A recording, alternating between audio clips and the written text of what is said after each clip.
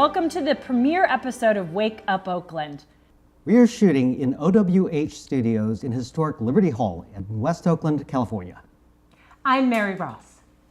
I'm Levi Harvey. I'm Jen Bates. Each episode will discuss topics that are important to Oakland and the surrounding areas.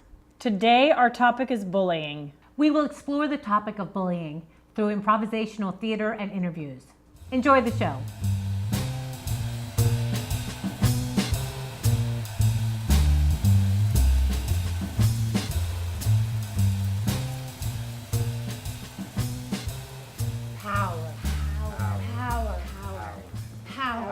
All the sexual harassment in the news, it's not about sex, it's about power. Power over others. I'm a therapist. My clients come in, they say, Mary, me too. Me too. Me too. This one time in high school, this guy refused to give me back my phone until I kissed him. He took the power over me until I literally sexually pleased him. Me too. You don't know what you're doing in your job. You are going to be fired soon, and I'm going to see to it. I'm going to write you up today. What's wrong with you, Betsy? What's happening with you, Betsy? What do you do? You know you're doing a good job, but your boss has it out for you. What do you do? What do you do? What do you do? What do you do when you're 22 years old and you're in the London tube station, you're in school there? You have an expired tube pass and the man says to you, you will be deported, you will have to pay a huge fine, and you will probably go to jail. But if you do like the pornographic pictures on the wall, I will forget it all. What do you do when it's your first day teaching at an elementary school and one student says to the other, hey, you're a monkey and I don't like you? What do you do with that? What do you do when you're going to school when you're a kid? You get on the bus, you have your pile of books, you go to sit down, and a kid kicks you. What do you do? You don't have a place to sit down. In seventh grade, they called me a fat, flat brat. And I believed them. I believed them. Or you see two teenagers harassing a mentally disabled man outside of Safeway, physically harassing him. I'll tell you what I did. Weird. I stepped up. I said, hey, give the old guy a break. He's not bothering you. Why are you harassing them? They flipped me off, called me names. I thought they might retaliate, but I'll be honest, it felt empowering to take a stand for that guy because he couldn't help himself. And I'd do it again. I really would. It feels empowering to take a stand. It feels empowering to take a stand. It feels empowering to take a stand, to stand up for others. Stand up for somebody. I'm 8 years old at summer camp. Colleen Weiss has Tourette's. We didn't even know what Tourette's was then. Two girls sat on their bed and said, we'll watch Colleen television. Poor Colleen couldn't help what her face was doing. I got on the bed and I said, treat her like a human being. I saw a guy get jumped by 5 guys on the bus. It was uncalled for. They were kicking the heck out of him, stomping on him literally. I stepped up. I said, hey, he's down. That's enough, guys.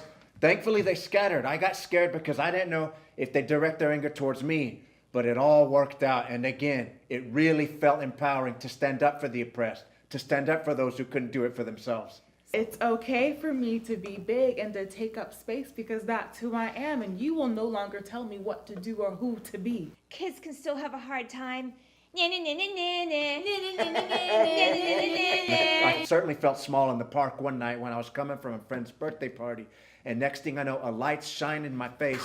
A cop who didn't bother to identify himself demanded that I get my hands up, out of my pockets, up over my head, and he screamed at me, do you understand the commands that I'm giving you? And I said, yes. And I honestly didn't know. I was afraid. I didn't know if I would make it out of that conversation alive or if I would wind up on the sidewalk, just another statistic, a casualty of the times. You're a man of color. You must have done something You wrong. fit some description.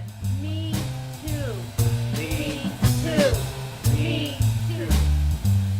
So, Don, when you think of bullying, what comes up for you? 7th grade. What happened in 7th grade? Well, I was raised pretty much in an all-white community, and I went to a school where there were a lot of other black kids, and they did things like steal my shoes and take my lunch money. I was a really small kid, and yeah, it was pretty hurtful. Hi, I'm Jim Dare, here with Levi Harvey, and we're here at the Soul Shop in Oakland. Please tell us who you are and what you do for the Soul Shop. Hi, my name is Amy McLean, and I am the program director, the training director, and the chief synthesizer for Soul Shop.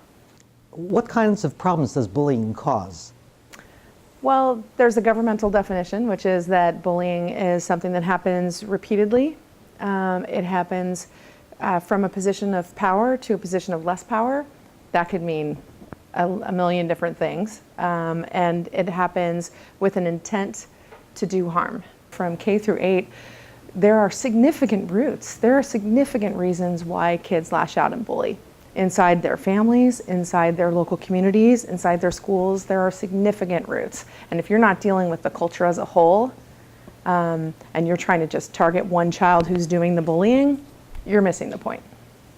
Kids often don't step in because they don't know what to say and they don't know what to do. And so when the bullying incident comes up or when something negative is happening between their friends, if they don't have the words in place already, they're not going to know what to say. They're going to freeze up. So what we do is we give them tools, first of all, to calm themselves. When you calm yourself, you step out of your defensiveness and back into your thinking. So we give them tools to calm themselves. We give them the words to say. So we literally will have a poster that says, please stop, we don't do that here. Or do you need help? Do you need a friend? Which is such a weird thing to say to someone who's bullying, because mostly it's like, stop it, knock it off, get out of here, and what we really want to say is, do you need help? Do you need a friend? Is something going on? And when we give them those words to say, it's kind of hilarious to watch other kids respond. Because if you're angry and you're yelling at someone and someone looks at you and says, do you need help? Do you need a friend? You're kind of like, no. And they just get stopped. And it's a way to interrupt what's happening and reorient it towards something's going wrong here and we need to check into it and we need to help each other get out of it. Can you give us a brief description of the iMessage tool? The iMessage is an amazing communication tool. Some people say it comes from nonviolent communication. Some people say it comes way before that. It's basically a way to slow down and identify how you're feeling and what you need, and then make a request from someone else. So it has 4 steps. The first step is to say how you feel. I feel sad. The second step is to say what happened when I can't finish what I'm supposed to say. And then you say what you need. I need listening. And then you ask for a request. Will you please listen without interrupting? Right? Now, I said that as an iMessage. Most kids would start out and say, I feel mad when you interrupt me. I need you to stop it. Will you stop it? And we teach them how to slow that down and really identify a real feeling. Or, adults, the number one thing they say is, I feel disrespected when you blah, blah, blah, blah, which is an accusation that is going to make someone else defensive. So you want to actually have that other person hear you. For parents watching, how can they help their kids when dealing with a bully? So if you're a parent and your child is being bullied, I would say hold your child with curiosity and don't immediately get angry or scared or worried. Because children will often speak about their experience in an exaggerated way. And I'm not saying that someone saying they're getting bullied is exaggerating. I'm saying that for little kids, when things happen, it feels consuming. So a lot of times they'll be like, I'm getting bullied. And then the mom or the dad will be like, well, I'm not gonna let that happen. We gotta fix this right now. And then they go to the school and they go, my kid's getting bullied. And the teacher's like, I don't even know I never saw anything happen, So you wanna be curious and calm.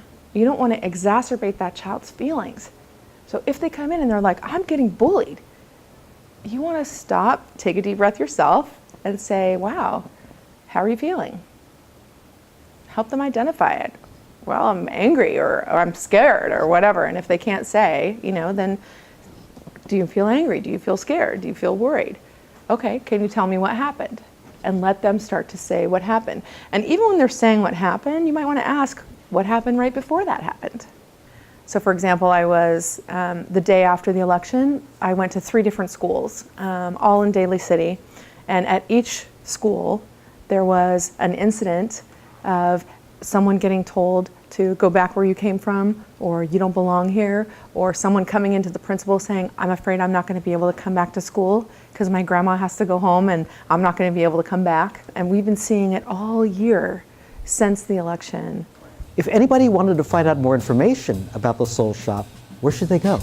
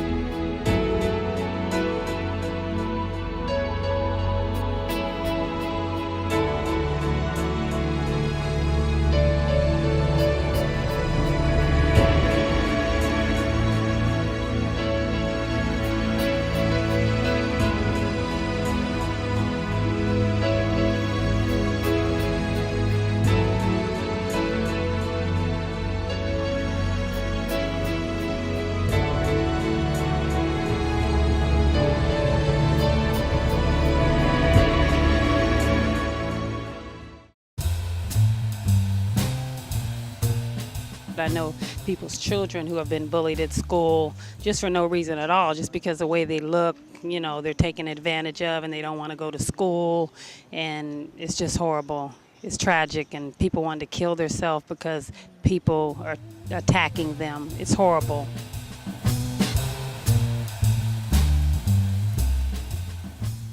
Hi, I'm Gary Namey, Director of the Workplace Bullying Institute. Let me tell you what really outrages me about bullying.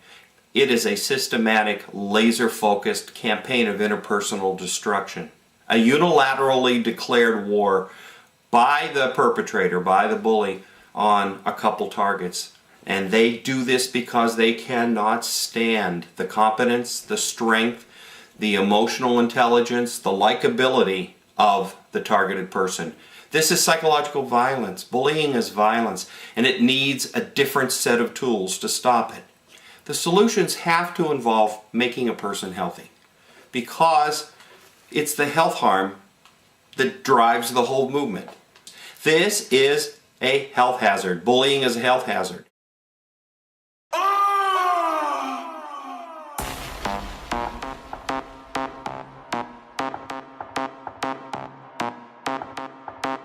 Spotlight Girls! Spotlight Girls! Spotlight Girls! I think that Go Girls and Spotlight Girls being an art camp is super important, because there are some things that you just can't say with words that you need to say through, you know, just movement, or just drawing something on a page, just putting something, it doesn't matter what it is, just putting it down, putting it out there. And Go Girls and Spotlight Girls just gives you the space to do that. But sometimes people tell things that they say are jokes, but they're not really jokes. Maybe it's a racist joke or a sexist joke. And those kind of jokes just aren't okay. They're not jokes if they make you feel bad or are mean to a whole group of people. Jokes should make you laugh. Jokes should make you feel good. How do I handle it if somebody tells an inappropriate joke around me? Because I should be laughing right now. And I'm not.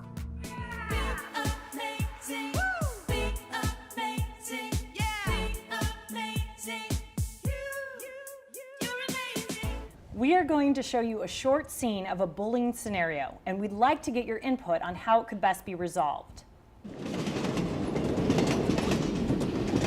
thought the bar would never come. Oh, sorry. Oh, anyway, as I was saying. Oh my God! Oh, it's Marla Miller from high school. Marla Miller! Remember us?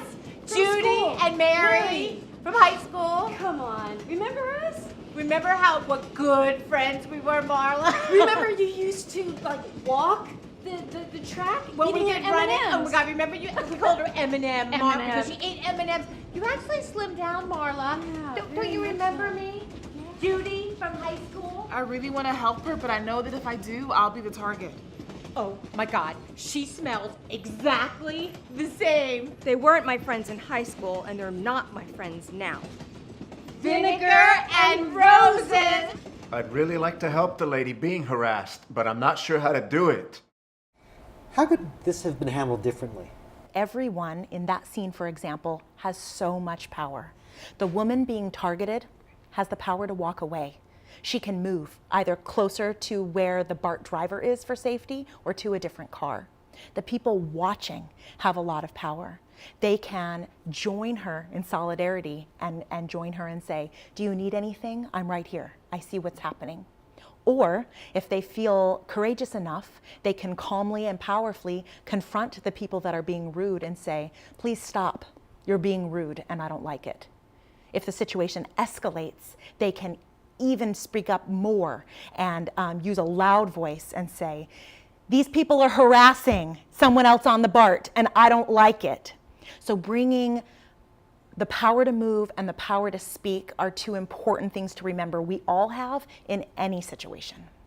What I noticed was, first of all, this is not a workplace situation, but we have the two witnesses and they're probably sharing the same sentiment. As their voices said, they were upset about this. So they need to convey the sense to the other actors, to the other people, to the bullies, that they're upsetting them as witnesses.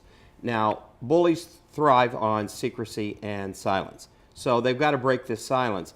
But the first silence to be broken is between the two of them. They need to have a conversation. Are you seeing what I'm seeing? And are you feeling what I'm feeling? That would probably be the best. Second, I agree totally with Allison. It's what we train managers to do, is to go up and physically walk the person away to safety. If they're very bold and courageous, they could confront the bullies and say, you know, that type of talk really upsets me and you have to deal with me. It has nothing to do with the person on behalf of whom they're intervening. It's very personal to them. But, you know, we have a strong social norm in public to mind our own business, and that norm casts a veil that allows the bullies to get away with everything. That's why child abuse happens so regularly, because we always said what happens in the home happens in the home. Allison's message, get involved, break the silence, take action, and lend voice. I back her 100%. Please stop talking to me. I'm not interested in what you have to say. I don't have to take this. I'm going to another car. Do you see what's happening? Yes. Marla Miller. Eminem. Are you alright? Do you need anything? She's talking to us. We were Hey, can y'all back off already? Because what y'all are doing to her is starting to affect me.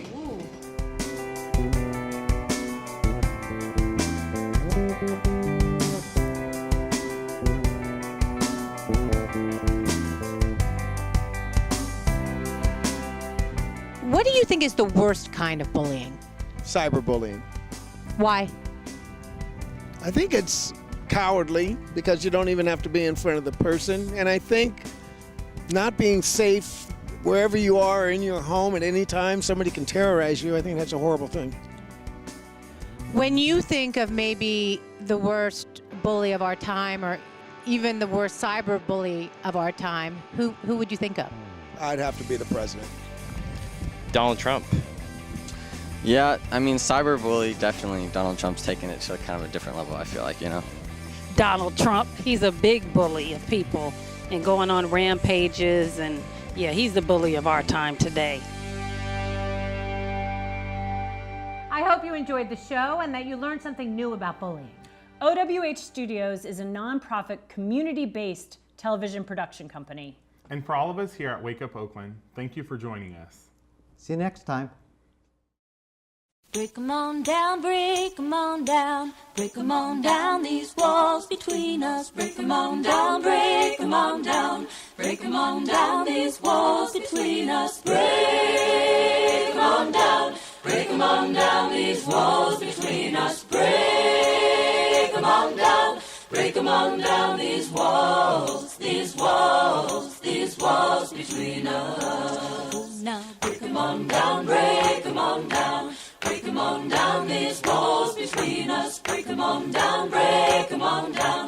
Break 'em on down, these walls between us. Break 'em on down. Break 'em on down, these walls between us. Break 'em on down. Break 'em on down, these walls, these walls, these walls between us. Break 'em on down, break 'em on down. Break 'em on down, these walls between us. Break 'em on down, break 'em on down. Break 'em on down, these walls between us. Break 'em on down. Break 'em on down, these walls between us. Break 'em on down. Break 'em on down, these walls, these walls, these walls between us. Now break 'em on down, break 'em on down.